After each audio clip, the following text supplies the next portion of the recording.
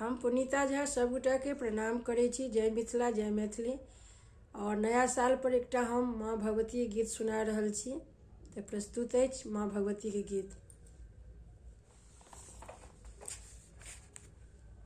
उजड़ल गरीब के सम्हारू भवानी, उजड़ल गरीब के सम्हारू भवानी। हम छी फकीर मैया अहाँ बड़ ज्ञानी, उजड़ल गरीब के सम्हारू भवानी, उजड़ल गरीब के सम्हारू भवानी।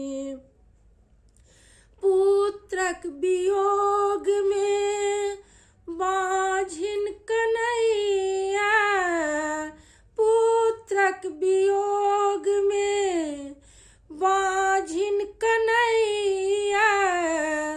धन के वियोग मैया निर्धन सहैया, धन के वियोग मैया निर्धन सहैया।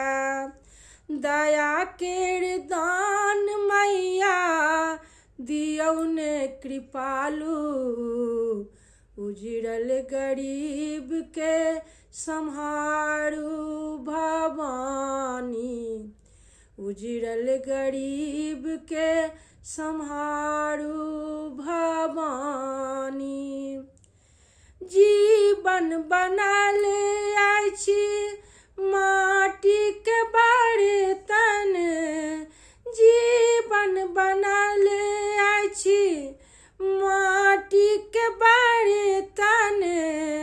लागत चोट ता होइत सहस्त्र खंड, लागत चोट ता होइत सहस्त्र खंड।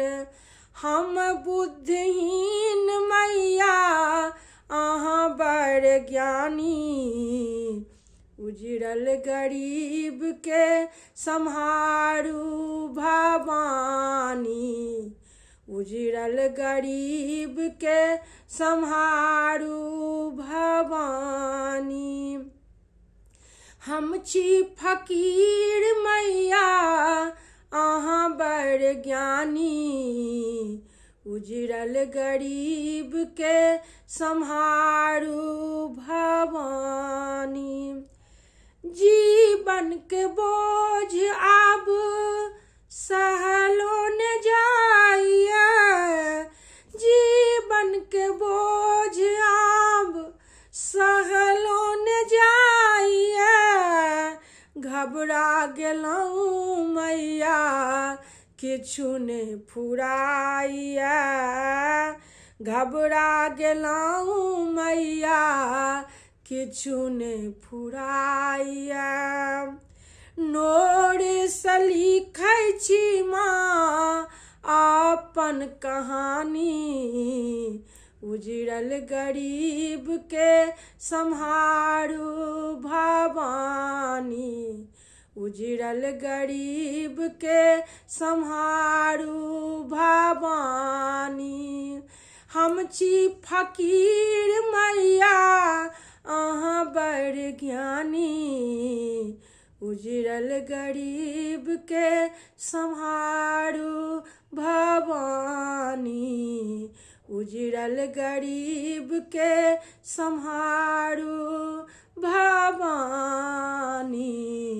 उजड़ल गरीब के सम्हारू भवानी। जय मिथिला जय मैथिली। धन्यवाद।